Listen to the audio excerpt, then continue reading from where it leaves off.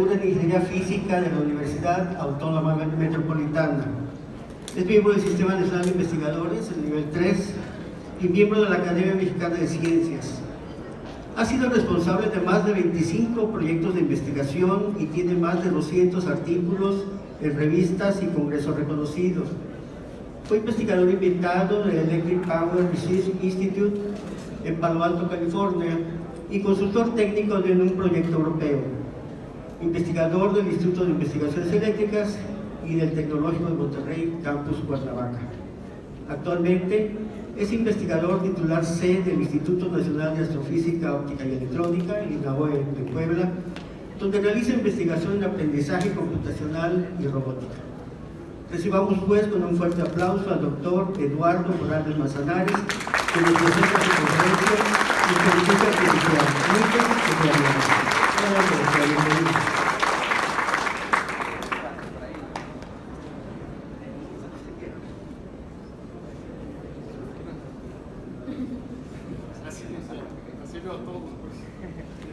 Bueno, ¿qué tal?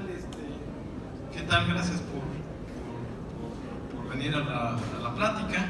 Yo lo que les voy a hablar es acerca del área de inteligencia artificial, y esto tiene que ver porque recientemente se volvió muy popular el área y hay mucho desconocimiento de la misma. Entonces voy a dar un panorama general del área, cuáles son, digamos, una pequeña introducción, algunas definiciones, y cuáles son las principales áreas que tiene, y un poco qué ha pasado en los últimos años con el área de inteligencia artificial, y qué se espera, y cuáles son algunas de las preocupaciones que han surgido en el área. Entonces, primero que nada, pues es definir qué es inteligencia artificial. Entonces hay muchas definiciones, casi cualquier libro, hay muchos libros de inteligencia artificial y cada libro tiene una definición diferente. Esta es una de ellas, que dice que es un área de la ciencia y la ingeniería, que se encarga de, yo me voy a tener que adelantar un poco porque no veo bien, bueno, aquí está un poco borroso, pero de la comprensión, usando la computadora, de lo que llamamos inteligencia o comportamiento inteligente, y de herramientas que exhiban este comportamiento. Entonces, esta definición tiene esta parte de ciencia, que es tratar de entender y hacer teoría sobre la inteligencia, pero por otro lado también tiene esta parte de ingeniería, que es hacer estas herramientas que puedan resolver problemas y comportarse de manera inteligente. Ahora, la definición pues habla sobre comportamiento inteligente. ¿Pero qué es inteligencia? Y entonces de nuevo hay una gran cantidad de definiciones. Si consultamos la Real Academia Española, pues aquí aparecen aspectos como de capacidad de entender, capacidad de comprender, de resolver problemas, habla de conocimiento, entendimiento, destrezas, experiencias, etc. Esa es una definición. Si vemos su definición etimológica, bueno, inteligencia viene del latín inteligentia, que se deriva de intelligere, que quiere decir, tiene dos términos, intus, que es entre, y legere, que es escoger. Entonces, desde el punto de vista etimológico, inteligencia se refiere a una persona que es inteligente cuando puede discernir entre varias posibilidades que se le presentan cuando quiere resolver un problema, que es una de las cosas que normalmente todos nosotros hacemos. Y en Wikipedia viene otra definición, dice la capacidad de generar información nueva, combinando lo que estamos recibiendo por un lado con aquello que ya tenemos. Y entonces esta es una definición más enfocada hacia aprendizaje computacional, ¿no? Que es un poco, bueno, recibo información, yo tengo cierta información y de alguna forma puedo generar nueva información. Y por si fuera poco, hay varios tipos de inteligencia, ¿no? Está la inteligencia lógica matemática, hay inteligencia lingüística, visual, espacial, hay corporal, y hay otras cosas como colaborativa, intrapersonal, emocional, musical, naturalista, existencial, creativa. Hay una gama de posibles inteligencias. La verdad es que lo que se ha enfocado en la inteligencia artificial es principalmente en los del lado izquierdo, ¿no? La parte lógica, lingüística, visual, principalmente, y todo ha tocado algunos algunos aspectos, pero la verdad es que se conoce muy poco de la inteligencia y de mucho, y cómo crear inteligencia en todos estos aspectos. Y además es multidisciplinaria, porque si queremos crear sistemas inteligentes, pues nos empezamos a tocar con aspectos filosóficos, ¿no? O sea, ¿qué se requiere? ¿Necesita la máquina? ¿Necesita tener conciencia? Bueno, existe la conciencia, etcétera, ¿no? Hay una serie de cuestionamientos filosóficos importantes. Obviamente involucra muchos aspectos matemáticos. La computación finalmente la puedes ver como un tipo de matemática aplicada. Involucra aspectos psicológicos, y las máquinas van a interactuar con las personas, pues es importante que entiendan la psicología de las personas. Obviamente toca también toda la parte de ingeniería computacional, de las máquinas, los lenguajes, la memoria, sistemas operativos, etcétera, tarjetas gráficas. Toca partes lingüísticas. Finalmente la forma en que nos comunicamos es por medio del lenguaje, ya sea oral o escrito, y queremos que las máquinas puedan tener esas capacidades. Inclusive cuestiones de neurociencias. Si logramos entender mejor cómo funciona el cerebro, posiblemente podamos lograr crear máquinas más inteligentes. Y hay diferentes áreas, o sea, las áreas principales, hay cuestiones de búsqueda y de juegos. Básicamente es cómo hacerle para discernir entre varias opciones, ¿no? Siguiendo parte de la definición etimológica que veíamos. Cuestiones de cómo representar la información dentro de la máquina. O sea, si viene una imagen o un sonido, cómo yo lo almaceno dentro de la máquina para que la máquina pueda hacer uso de eso. Cómo podemos controlar sistemas más complejos, en donde posiblemente tengamos que tener sistemas distribuidos, que tengamos que coordinar de alguna forma para resolver problemas. Hay un área de planificación de tareas que involucra cuestiones de tiempo, de recursos, etc. Aprendizaje computacional, que las máquinas van a aprender. Visión computacional, cómo entender lo que las imágenes de alguna forma nos dicen. También cómo procesar y cómo sintetizar voz. O sea, alguien me habla, pues la máquina tiene que entender qué le dijo y además tiene que producir voz. Procesamiento del lenguaje natural en general, texto escrito, ¿no? Y robótica, que se puede ver como un área que agrupa de alguna forma las demás, porque en un robot esperamos que tenga pues, prácticamente todas estas otras áreas, ¿no? Entonces son algunas de las áreas. Históricamente, una breve historia, digamos, el área empezó por ahí de los 50. Resulta que por esa época se estaba desarrollando todo el área cibernética con Norbert Wiener, se está desarrollando la teoría de información con Claude Shannon, y también estaba la parte de computabilidad de las máquinas de Turing, y eso con Alan Turing. Y eso estaba confluenciando al mismo tiempo, y se hizo una reunión en el Dartmouth College en el 56, en donde ahí se juntaron varios de los investigadores que estaban trabajando en este tipo de áreas y decidieron fundar el área.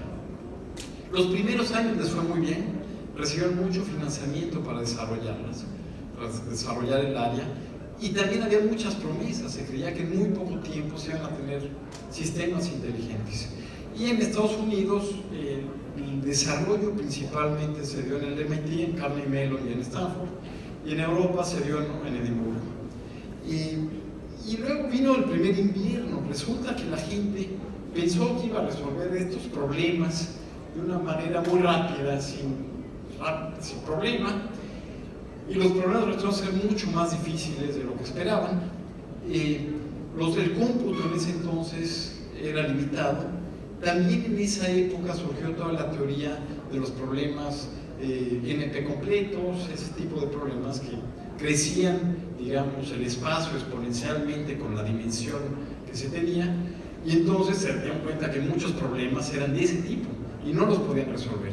En Inglaterra les recortaron fuertemente el financiamiento con este Light Year Report, Y además surgió un libro de Minsky-Papert donde mencionaban las limitaciones que tenían las redes neuronales del momento y que pues, no se veía que esas puedan hacer algo, ¿no? Y entonces estaban muy limitadas a nada más poder encontrar funciones linealmente separables, y eso era muy limitado. Y entonces pues, hubo poco financiamiento, y después de unos años empezaron a surgir lo que le llamaron los sistemas expertos o sistemas basados en conocimiento, que les dio un nuevo impulso al área. Surgieron máquinas especializadas, había máquinas de Lisp, que era el lenguaje que se usaba, bueno, todavía se usa, pero el lenguaje, uno de los lenguajes preferidos en inteligencia artificial. Los japoneses anunciaron su proyecto de la quinta generación, y ellos dijeron vamos a usar Prolog, y entonces hicieron máquinas paralelas en Prolog, que era el otro lenguaje. En Inglaterra dijeron no, pues vamos a meterle lana, si los japoneses le están metiendo, nos van a comer el mandado, pues mejor vamos a meterle lana, y los gringos también reaccionaron. Entonces de repente empezó a haber de nuevo una gran cantidad de financiamiento, y empezó a haber como una industria de esto, ¿no? Se vendían sistemas expertos, había compañías de esto. El segundo invierno, por ahí de los finales de los 80, principios de los 90, resultó porque se hizo una burbuja, se creyó que estos sistemas iban a resolver todo, y resultó que no resolvían todo. Sí resolvían algunos problemas, los resolvían bien, pero no necesariamente todo. Todas estas máquinas especializadas, se cayó el mercado porque las computadoras personales empezaron a ser casi tan poderosas como las otras y no justificaban crear este tipo de máquinas. Y en Japón no tuvieron resultados. De nuevo, los japoneses creyeron que en poco tiempo iban a tener traductores automáticos y resolver una gran cantidad de problemas, y no pasó eso. Los años siguieron pasando y empezó a haber un poco más de maduración del área. Empezaron a salir noticias como que de repente pues, ya le ganaron al campeón mundial de ajedrez, ya le ganaron a los campeones de Jeopardy, que es un juego que se hace en Estados Unidos. El ejército de Estados Unidos sacó una serie de retos en donde se probó la factibilidad de hacer coches autónomos. Empezaron a entrar más fundamentos matemáticos, teoría de juego, de economía, teoría de decisión, de investigación de operaciones. Entonces hubo una maduración un poco más del área, y ahorita estamos en lo que se podría llamar el nuevo boom. Empezaron a surgir esta variedad de descubrimiento de conocimiento en base de datos, con una gran cantidad de datos, Big Data, Data Science y Deep Learning, que es ahorita, digamos, lo que ahorita está más de moda, y ahorita hay mucho dinero. ¿Qué ha pasado últimamente? Bueno, tenemos muchos más datos, casi cualquiera puede generar datos. Tenemos estas tarjetas gráficas especializadas o GPUs, tenemos mejores máquinas, y surgió Deep Learning, que Deep Learning pues es un área dentro de aprendizaje computacional, que ese es un área dentro de inteligencia artificial. Pero con estos nuevos resultados, de repente la gente se empezó a cuestionar si se podría lograr una verdadera inteligencia artificial y cuáles podrían ser sus consecuencias. Entonces, un poco la historia de Deep Learning pues es la historia de redes neuronales. Por ahí en los 40 empezaron a hacer, posiblemente el primer artículo de inteligencia artificial fue de McCulloch-Lewis, que tenían neuronas que trataban de emular con puertas lógicas. No cambiaban los pesos, eran fijas, pero era un primer modelo. Y por ahí de mediados de los 60 se empieza a salir el perceptrón, en donde ponen una regla que puede actualizar los pesos y además garantizar que encuentra la mejor solución. Pero resulta que esta cosa está muy limitada, que es en donde viene por ahí de los finales de los 70 un libro que les mencioné, de Minsky-Papert, en donde dice que están muy limitadas estas redes neuronales. Y eso, pues, se va para abajo. Por ahí de mediados de los 80 surge el algoritmo de retropropagación, con lo cual permiten encontrar o aproximar funciones complejas. Pero luego llegan las máquinas de soporte vectorial y de nuevo se ocultan a las redes neuronales porque resulta que tienen fundamentos matemáticos muy claros, son mucho más rápidas y tienen resultados tan buenos o mejores que estas redes. Y ya entrando en los últimos años, logran hacer una red neuronal con muchas capas, porque no podían hacer eso, no les salía, no hallaban la forma de hacerlo. Entonces, con una serie de trucos algorítmicos, siguen haciendo un tipo backpropagation, pero con una serie de trucos, logran hacer que se puedan entrenar redes más profundas y con eso obtener mejores resultados, ¿no? Entonces, por ejemplo, en juegos, hay este sistema que se llama AlphaZero, que puede aprender simplemente de jugar contra sí mismo, a jugar Go y es mejor que cualquier jugador de Go, a jugar ajedrez y es mejor que cualquier jugador de ajedrez, y a jugar shogi, que es un tipo de ajedrez japonés, y es mejor que cualquier jugador de shogi. Surgió este año esta cosa que se llama AlphaStar para jugar StarCraft 2, que es un videojuego. Después de 14 días en 16 TPUs, estas son las GPUs de Google, que son Tensor Processing Units, y que equivale como a 200 años de entrenamiento, pero esta cosa más que lo entrenaron, le gana a los jugadores de este videojuego. Y también surgió este año esta cosa que se llama Pluribus, una colaboración entre Facebook y Carnegie Mellon, que puede jugar póker, un póker especial que se llama Six Person No Limit Texas Hold'em Poker, no sé qué es eso, pero es un tipo de póker, después de varios días de entrenamiento, y que además puede blofear, que es una cosa muy interesante, ¿no? Para darse idea de AlphaZero, usaron una gran cantidad de cómputo para generar estos autojuegos, y en 9 horas juega como el mejor jugador, la mejor máquina, pues ya no es una persona, el mejor jugador de ajedrez es una máquina, pero ya le gana a esa máquina, después de 9 horas de entrenamiento, después de 12 al ajedrez japonés, y después de 13 días le gana a la máquina que le ganó al campeón mundial de Go, ¿no? O sea, en fin. En voz, por ejemplo, esta es una entrada que se da en español. Larry me preguntó cómo me sentía y creo que es cuando empecé a llorar. Entonces el sistema lo que hace es entiende la voz, la traduce al texto, la traduce a otro idioma, en este caso inglés, y produce la traducción en inglés. Larry asked me how I felt, and I think it's when I started to cry. Lo interesante es que la voz que produce se parece a la voz original, ¿no? No es una traducción normal, sino se parece mucho a la persona que dijo eso, ¿no? Hay sistemas que generan música automáticamente. Este es el estilo Chopin, está un poquito bajito esto.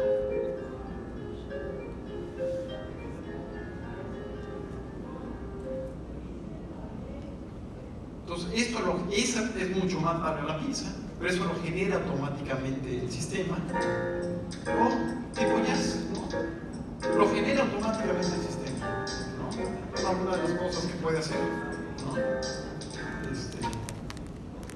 Hay sistemas, por ejemplo, que dada Here you can see examples of reenactment sequences powered by neural textures. de una persona hablando, I would really say que es probably. Trump, I would have to say Clinton. generan automáticamente a Obama. And frankly, he would have been.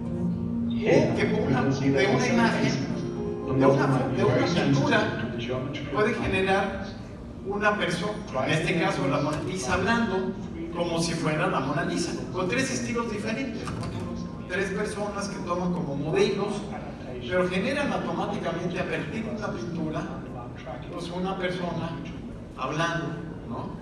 Ese tipo de cosas. O, por ejemplo, esta es una bailarina de ballet profesional, y hay 2 personas que no tienen idea de cómo bailar, pero generan automáticamente videos de estas personas bailando como la bailarina de ballet.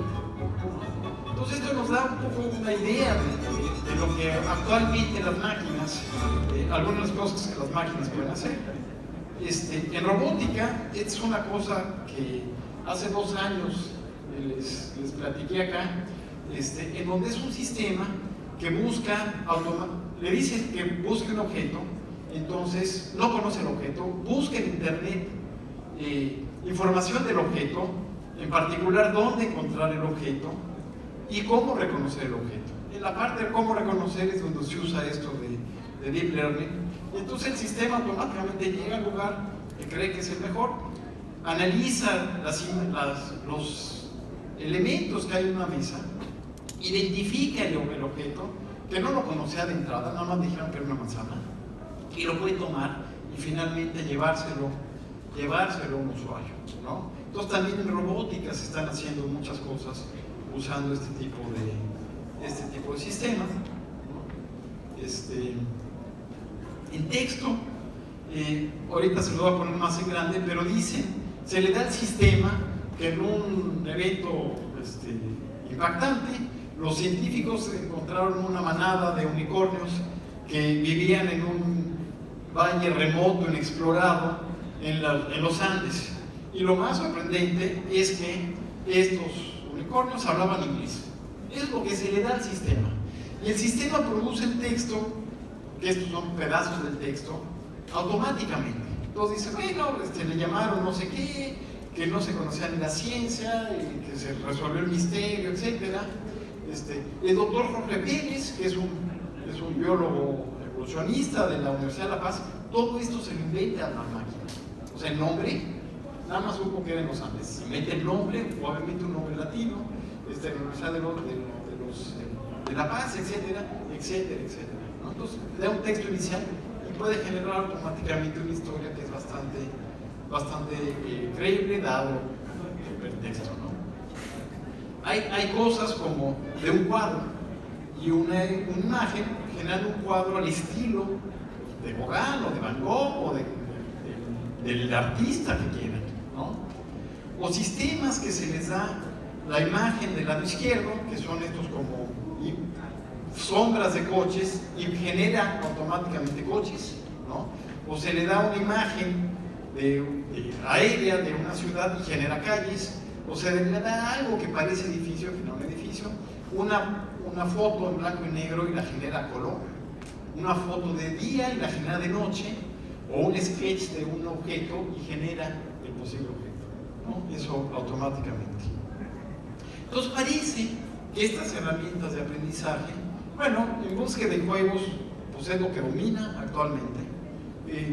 En representación la gente se ha pensado si necesitamos esa representación, porque se le da finalmente la información de entrada, se le dan las imágenes de entrada, ¿no? Las señales directas, crudas, aunque bueno, eso está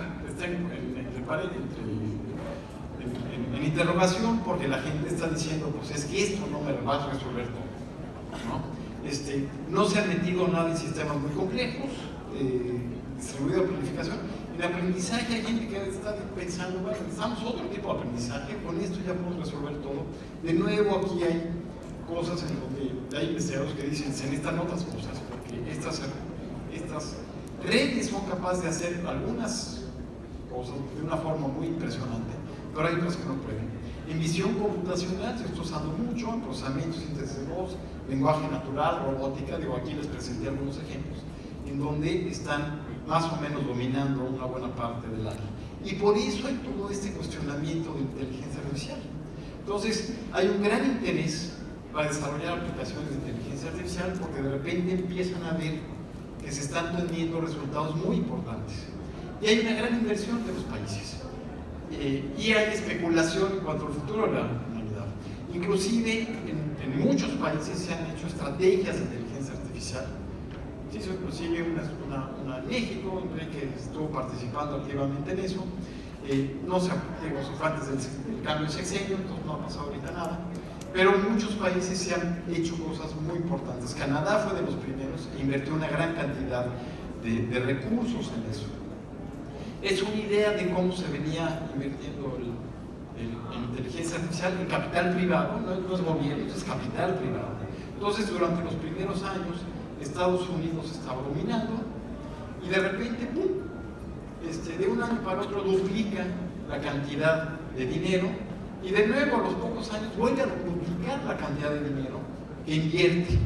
Y de repente empieza, bueno, Europa empieza a invertir, Japón, Israel, por ahí, pero empieza a aparecer China, ¿no? Y China, de repente, el año pasado, pues hace 2 años, empieza a invertir lo mismo que un año anterior de capital privado que los Estados Unidos.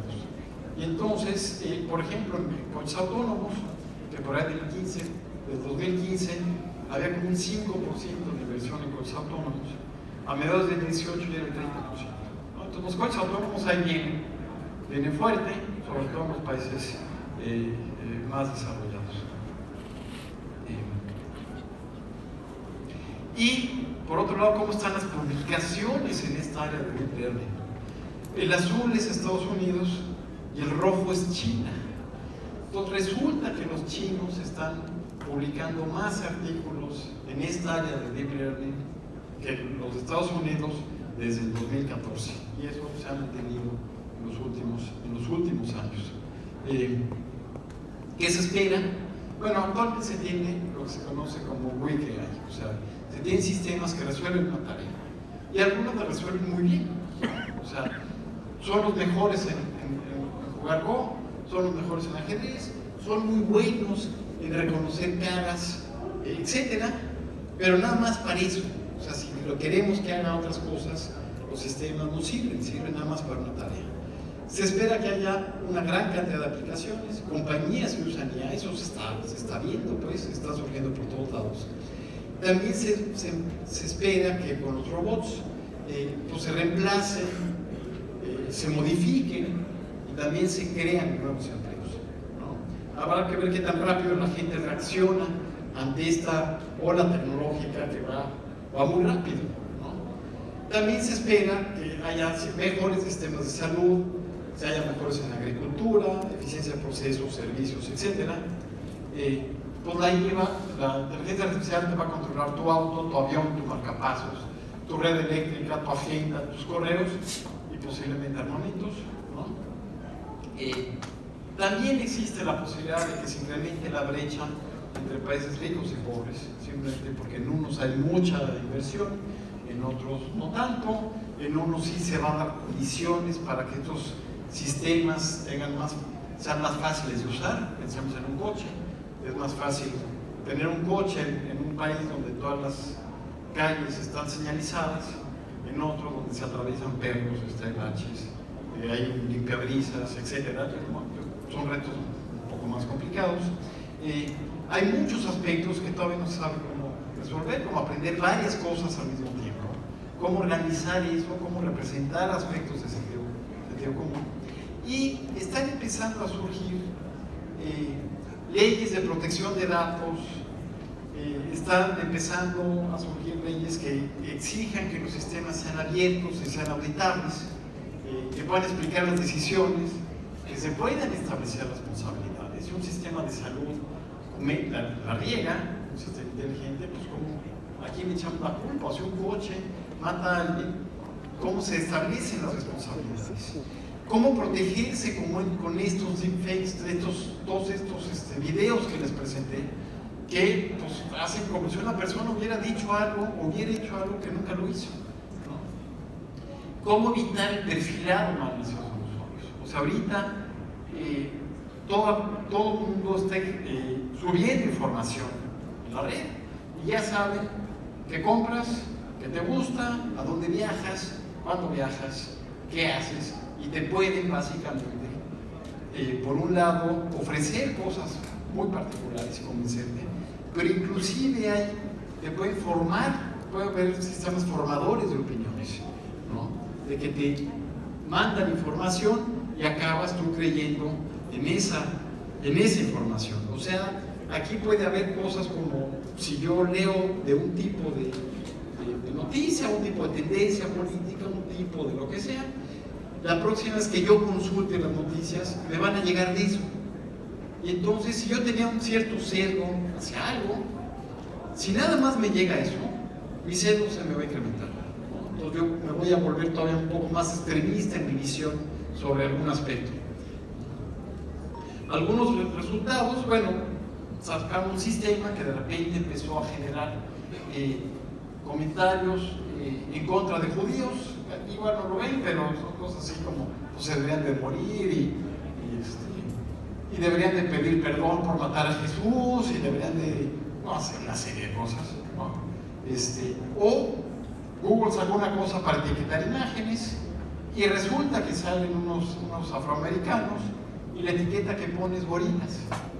Y esto es porque en los datos que le dieron al sistema para entrenarlo, lo entrenaron con pura gente blanca, caucásica, más hombres que mujeres, etc. Entonces, pues no lo entrenaron bien, ¿verdad? O empezar a hacer comentarios sexistas, o estas cosas, ¿no? De un sistema de una cámara que ve unos ojos, en este caso rasgados, y pregunta si alguien parpadeó o no, y quiere tomar otra foto porque cree que alguien parpadeó, ¿no? Entonces, el problema es que se crean estos sesgos. En los sesgos, bueno, hay sesgos sociales, que son inclinaciones o prejuicios hacia o en contra de una persona o un grupo de personas, ¿no? Y hay sesgos estadísticos que confunden correlación con causalidad, o pueden incluir, esto es, o sea, parece que estas dos cosas están, yo creo que hay que esta cosa causa esto otro, pero en realidad nada más están relacionados. O sea, hay ejemplos clásicos de que, pues si alguien toma vino, pues tiene menos enfermedades cardíacas, porque esa es una correlación que existe en los datos. Pero resulta que en realidad la gente que toma vino tiene más lana, tiene más acceso a los sistemas de salud, posiblemente se revisa más, capaz que come mejor, y entonces por eso tiene menos problemas con el corazón, ¿no? Y no es el vino necesariamente, ¿no? Yo me quedo con la información del vino para sentirme bien, pero no necesariamente tiene que hacer eso. Y pueden haber datos no representativos. El peligro es que este tipo de cosas que se están obteniendo actualmente de los datos pueden tener un sesgo, y ese sesgo puede generar un sesgo social, y entonces puede haber gente que la discrimine o que no sé, o que la lleven a la cárcel. ¿Por qué? Porque mis datos decían que la mayoría de los que van a la cárcel tienen este comportamiento, tú te pareces a entonces tú debes ir a la cárcel, ¿no? Los datos finalmente los producen las personas y pueden acarrear los sesgos de las personas, ¿no? El que den mejores resultados no quiere decir que los hacen mejores, y de alguna forma ya estamos sesgados. O sea, lo que a mí me da Google cuando yo consulto, o lo que me muestra Facebook en mi página, pues es básicamente lo que consideran que es relevante para mí. Pero a mí, ahí con eso ya me están sesgando. O sea, si yo hago una consulta en Google, en otra cuenta, en otro idioma, lo que sea, los resultados que va a arrojar son diferentes, ¿no? Entonces hay que estar conscientes también de eso. Y aquí se crea un círculo vicioso, un poco lo que decía, lo que percibe la persona afecta lo que busca, y lo que busca, lo que recibe afecta lo que percibe. Y el problema es que esto puede perpetuar o puede incrementar los sesgos, y por otro lado también se está dando, pues, a los que están en vigilancia y control, pues es como su siglo de oro, ¿no? Porque ahora, como nunca antes, pueden vigilar a las personas con cámaras y con lo que interactúan en las redes sociales, y también pueden controlar, si lo quisieran. En algunos lugares se controlan, entonces hay esos sesgos. Y el problema es que la tecnología va mucho más rápida que la regulación, ¿no? Hay gente que quiere regular esto, pero la tecnología pues ya nos rebasó desde hace rato en este tipo de cosas. Algunas preocupaciones, pues es que muchas de estas cosas pueden afectar prácticamente todos los derechos humanos. O sea, el derecho a la libertad, a la seguridad, a la justicia, a la vida, a la privacidad, protección de datos, libertad de movimiento, participación política, igualdad y no discriminación, a salud, educación. Y en todos estos les puedo dar un ejemplo de un sistema de inteligencia artificial que podría crearse y tener un sesgo para esto, ya sea porque te está vigilando, porque te está sesgando tu opinión, porque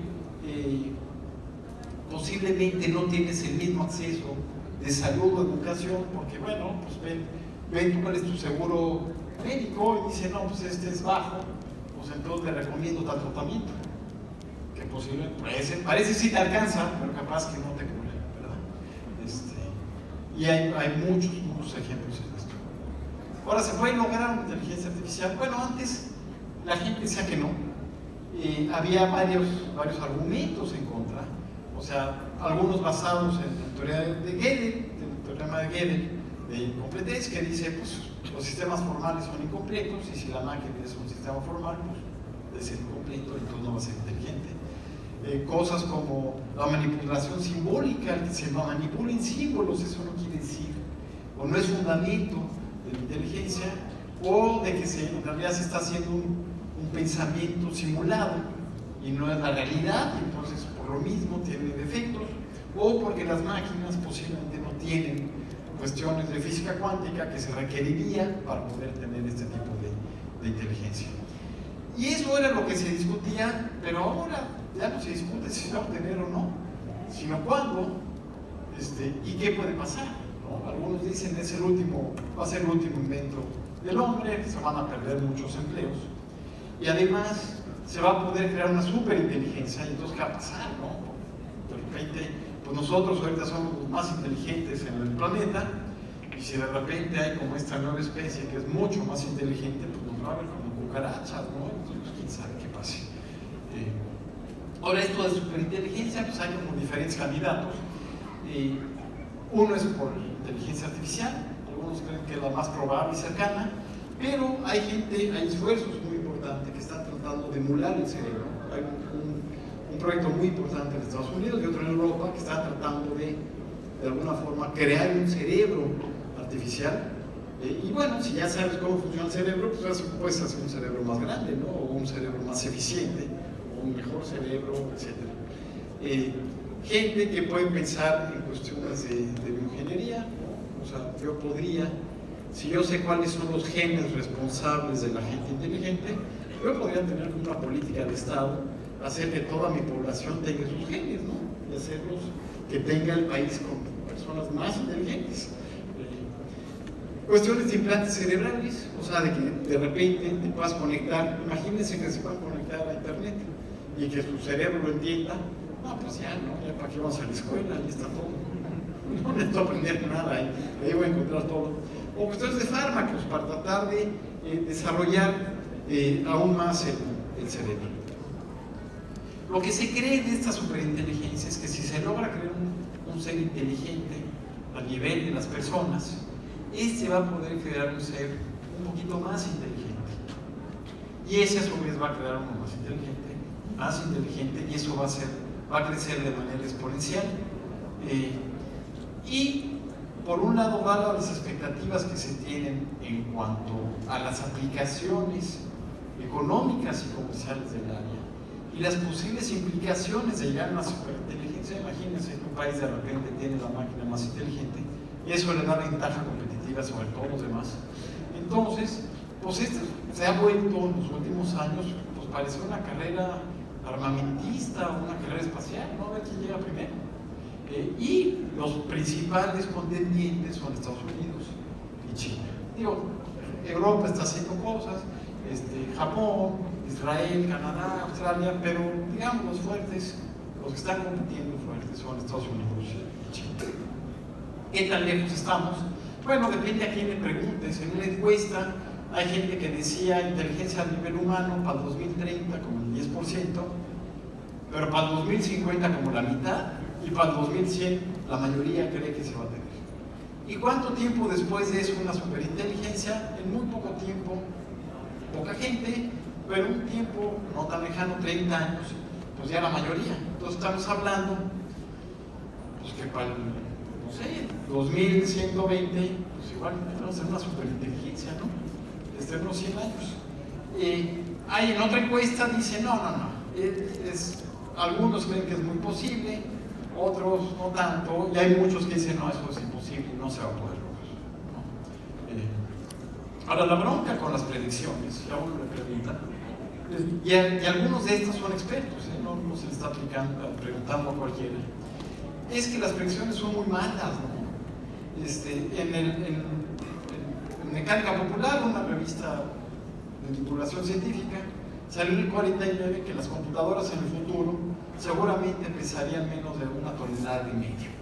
Bueno, el pronóstico sí es cierto, ¿no? Pero pues, en términos de dimensiones es un pésimo pronóstico, ¿no? Los fundadores del área de inteligencia artificial, en el 56, propusieron un proyecto de 2 años, de 2 meses, con 10 personas, para tratar de resolver los principales retos que existía la inteligencia artificial en un verano.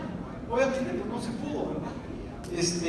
Hay una apuesta muy famosa de un jugador de ajedrez que estaba en un evento, le ganó a McCarthy en ajedrez y McCarthy dijo, bueno, sí, tal, eres mejor jugador que yo, pero en 10 años te va a ganar una máquina. Entonces dijo, así, pues ¿cuánto le ponemos? Tú dices que en 10 años, ¿cuánto le ponemos? 500 libras, que en ese entonces no era poco dinero.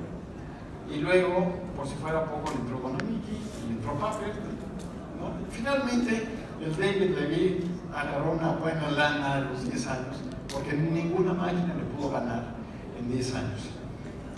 O la gente de Day que dijo, no, pues no hay ninguna razón para pensar que alguien quiera tener una computadora en su casa. No, bueno, y así les fue como compañía, ¿no? Entonces, una superinteligencia podría, en principio, ayudarnos a resolver muchos de los problemas que no estamos logrando resolver, como el hambre, la pobreza, las guerras, enfermedades, cambio climático, desastres ecológicos. Se podría convertir en el evento más importante de la historia de la humanidad. Algunos creen que no es el último, a menos que se logren alinear las metas de esta inteligencia con las metas de los humanos. Entonces hay ciertos como mitos y realidades, ¿no? Hay gente que dice que la superinteligencia es inevitable o es imposible. La verdad es que no se sabe, no estamos seguros. Y pueden ser décadas, siglos o en realidad nunca ocurrir. Hay gente que dice que no, la gente que se opone al desarrollo de inteligencia artificial, la gente que se preocupa por la inteligencia artificial son la gente que se opone al desarrollo. Y tampoco es cierto, la gente de inteligencia artificial es la que está tomando la iniciativa para ver las posibles implicaciones de esta inteligencia artificial. Hay la preocupación de que se vuelva peligrosa y tenga conciencia. Digo, en realidad la preocupación es que las metas sean diferentes a las nuestras. Hay gente que dice que la inteligencia artificial no puede controlar a los humanos. Bueno, la inteligencia sí se puede controlar. Ahorita ya controla la opinión de las gentes en las votaciones. Ya está controlada por bots que están todo el tiempo mandando información. Que las máquinas no pueden tener metas, bueno, no solo tienen. Un misil tiene una meta muy clara. Hay unos que dicen la preocupación es que está solo unos cuantos años de distancia. En realidad la preocupación es que está al menos algunas décadas, pero posiblemente ese es el tiempo suficiente para que podamos comprender suficientemente bien la inteligencia para que las metas de estas máquinas estén acordes con las nuestras. Esto de la inteligencia y las actitudes hacia las metas o actitudes hacia las personas, esto los filósofos pues ya lo venían trabajando desde hace tiempo. O sea, Hume decía que la razón no hace nada para fijar nuestros valores. Entonces un ente inteligente puede tener cualquier meta y actitud hacia las personas. O sea, no por ser más inteligente eso le va a cambiar sus actitudes. Por otro lado, Kant decía, no, una gente inteligente caería en contradicción para afectar a seres inteligentes. Entonces, bueno, si Kant tiene razón, no nos tenemos ni que preocupar. Estas máquinas automáticamente, si se logran hacer, si es que se logran hacer, pues no nos van a hacer nada, ¿verdad? Al contrario, van a ser como los modelos a seguir. Si Hume tiene razón, entonces pues tenemos que sí preocuparnos de que esto realmente esté alineado con los valores de las personas. Entonces, ya nada más para terminar, esta es una nota de una persona que dice que la forma más probable para que se destruya el mundo, de acuerdo al consenso de los expertos, es que va a ser por accidente, ¿no? Por accidente vamos a terminar el mundo. Y dice, aquí es donde encontramos los computólogos, ¿no? Somos profesionales y nosotros creamos accidentes. Muchas gracias.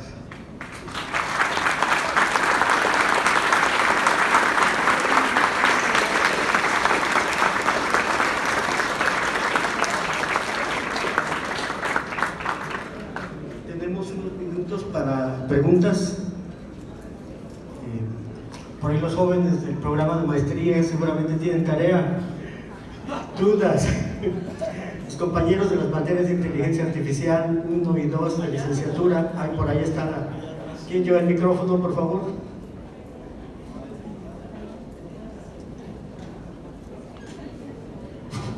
tal, doctor Morales? Buenas tardes, Heiner Niño del Tecnológico de Acapulco. Tengo una duda, si bien la ciencia ficción o películas como Terminator y Wall-E nos han dado una visión, un panorama amplio, ¿a dónde se dirige la inteligencia artificial? Desde su amplia perspectiva, ¿usted cómo visualiza la inteligencia artificial en 10 años? Bueno, estas predicciones, como ya puse, son muy difíciles de hacer, ¿verdad? Lo que sí está claro es que va a haber, un poco lo puse en algunas diapositivas, se espera que algunos sistemas inteligentes incorporen más en una serie de cosas, como el sector salud, por ejemplo, y entonces se tengan mejores diagnósticos, mejores tratamientos, analizando la información, posiblemente se puedan entender mejor algunas cuestiones sociales, porque ya se tienen muchos más datos. Van a seguir esta creación de empresas, se están creando muchas empresas para dar soluciones basadas en inteligencia artificial. Ahora, la mayoría de las aplicaciones ahorita son para resolver problemas de clasificación, predicción, regresión, que es en donde este tipo de redes es donde les va muy bien. Entonces, para cualquier problema de ese tipo, yo creo que los sistemas estos van a poder empezar a tomar un papel preponderante para resolver algunos de esos problemas. Hay cosas que todavía no se saben, y entonces yo creo que lo que va a pasar es que ahorita tenemos una burbuja y se va a desinflar un poco la burbuja, pero no se va a romper, no se va a tronar, pues. O sea, se va a desinflar un poco y se va a empezar a avanzar en los desarrollos en donde ahorita no sabemos cómo resolver.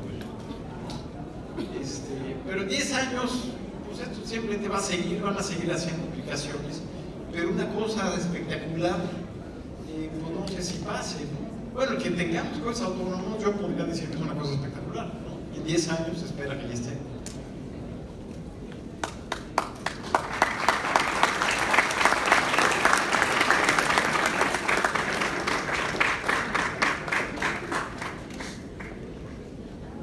¿Alguna otra pregunta?